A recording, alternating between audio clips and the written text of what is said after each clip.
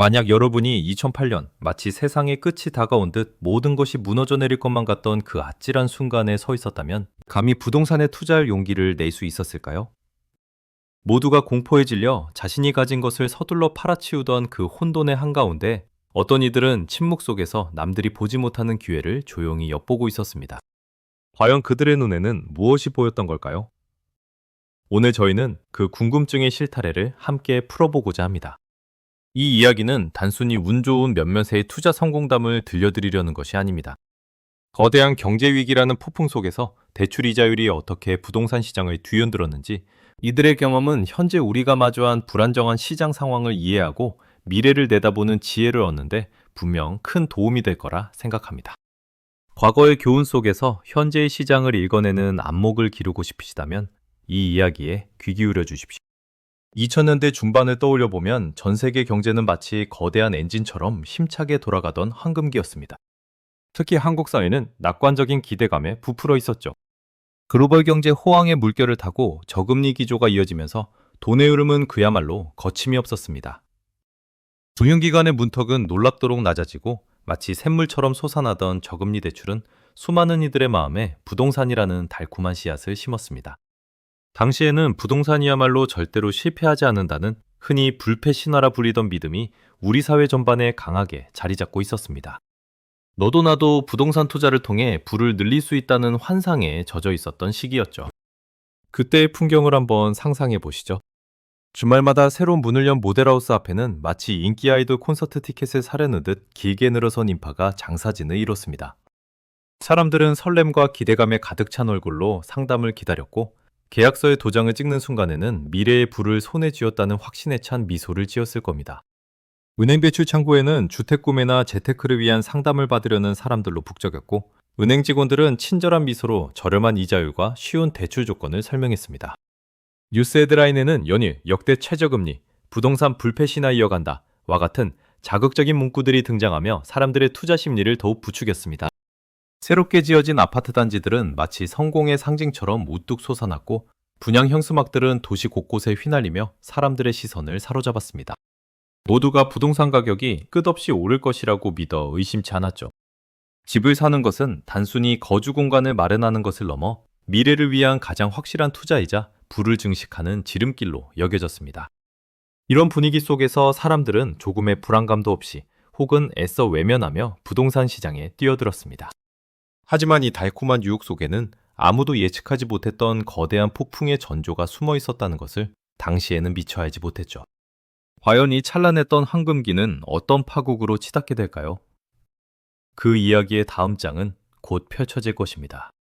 찬란했던 황금기는 마치 신기루처럼 사라지고 모두가 꿈꾸던 부동산 불패 신화는 단숨에 위협받기 시작했습니다.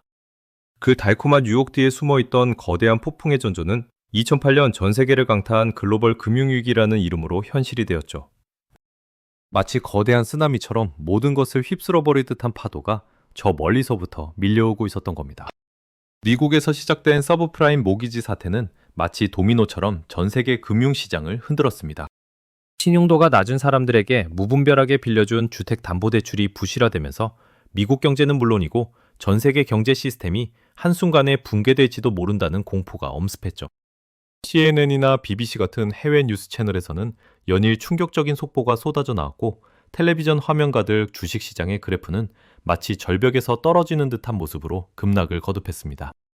혼란에 빠진 증권가는 아수라장이 되었고, 투자자들의 얼굴에는 깊은 불안과 당황스러움이 역력했습니다. 이 검은 파도는 머지않아 대한민국에도 상륙했습니다.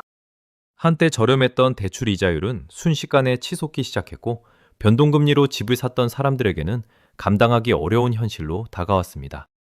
매달 내야 할 이자 부담은 눈덩이처럼 불어났고, 미처 예상치 못했던 이자 상환 압박은 서민들의 숨통을 조여왔습니다.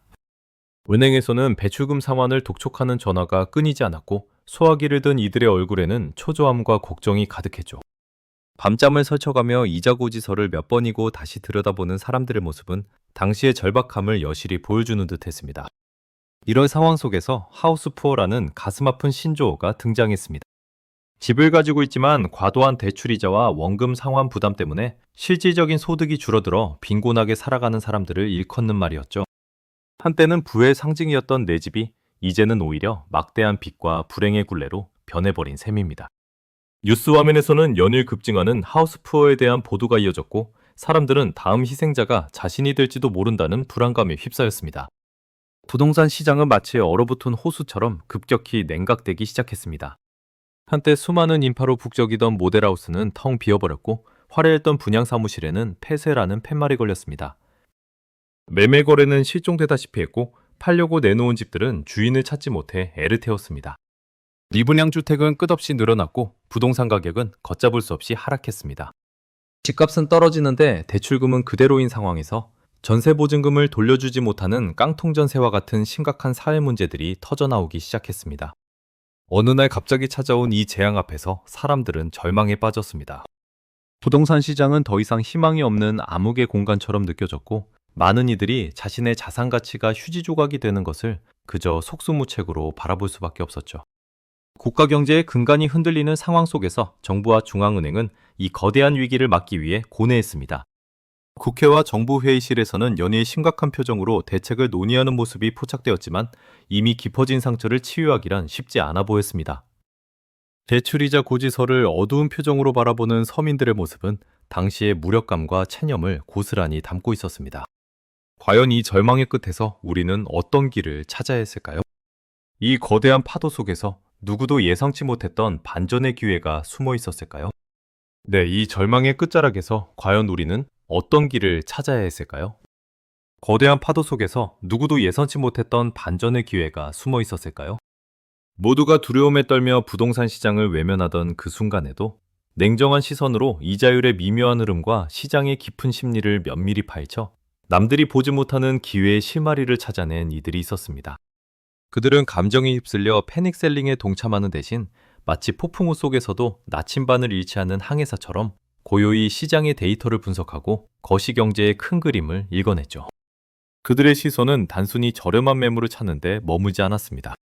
오히려 다가올 미래의 가치를 예견하고 부동산 시장의 근본적인 구조 변화에 집중하는 깊이 있는 통찰력을 발휘했습니다.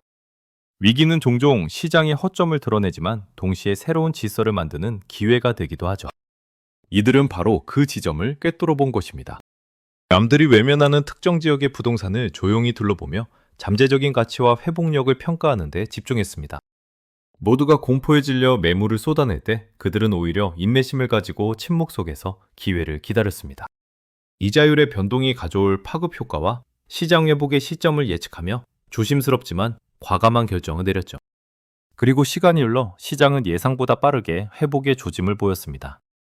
꽁꽁 얼어붙었던 거래는 서서히 풀리기 시작했고 미분양 주택은 점차 주인을 찾아갔습니다.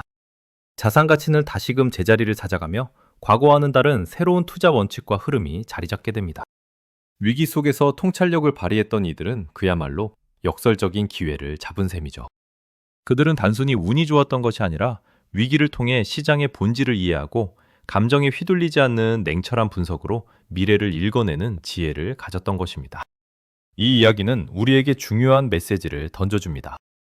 위기는 단순히 재앙이 아니라 시장의 민낯을 드러내고 새로운 질서를 만들어내는 과정이라는 점입니다. 그 과정에서 통찰력을 가진 소수만이 역설적인 기회를 잡을 수 있다는 깨달음을 주죠. 2008년 글로벌 금융위기가 한국 부동산 시장에 미친 영향은 현재 우리가 마주한 불안정한 경제 상황과 높은 이자율 시대에도 중요한 교훈을 제공합니다. 이자율의 파도는 언제나 시장을 흔들지만 그 파도 속에서 길을 잃지 않고 다음 항로를 읽어낼 지혜는 결국 당신의 몫일 겁니다. 과거의 위기 속에서 얻은 통찰은 오늘날 더욱 빛을 발할 수 있습니다. 다음 이야기에서는 이자율의 변화가 주거용과 상업용 부동산처럼 각기 다른 섹터에 어떤 미묘한 영향을 미치는지 그 숨겨진 비밀을 좀 더 깊이 들여다보는 시간을 가져볼까 합니다. 이 영상이 도움이 되셨다면 좋아요와 구독 부탁드립니다. 여러분의 응원이 제게 큰 힘이 됩니다. 다음 영상에서도 더 유용한 정보를 공유하겠습니다. 감사합니다.